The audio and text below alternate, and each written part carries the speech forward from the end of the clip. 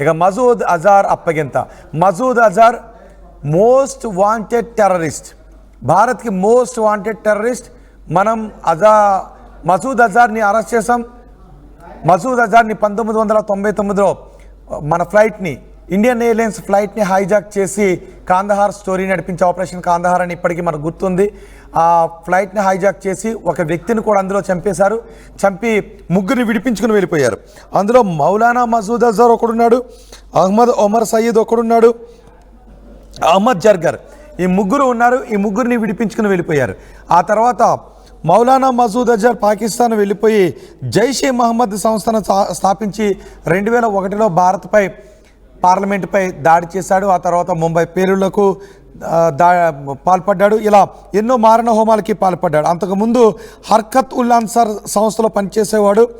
భారత్ నుంచి విడుదలై కాదు, హైజాక్ చేసి దొంగతనంగా వెళ్ళిన తర్వాత జైషే మహమ్మద్ అనే సంస్థను స్థాపించాడు.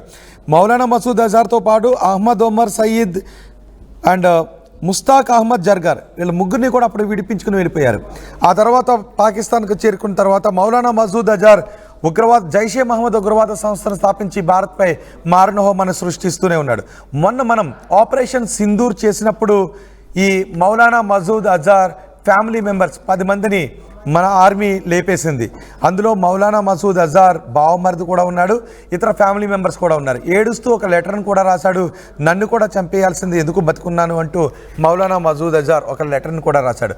ఇప్పుడు భారత్కి మోస్ట్ వాంటెడ్ టెర్రరిస్ట్గా ఉన్న మౌలానా మసూద్ అజార్ని భారత్కు అప్పగించాలి అనే డిమాండ్ని పాకిస్తాన్ ముందు పెడతారు. ఇక 12 గంటలకు భారత్ పాకిస్తాన్ మధ్య DGMO స్థాయి చర్చలు జరగబోతూ ఉన్నాయి. 2 గంటల 30 నిమిషాలకు DGMO స్థాయి చర్చలు జరగబోతున్నాయి.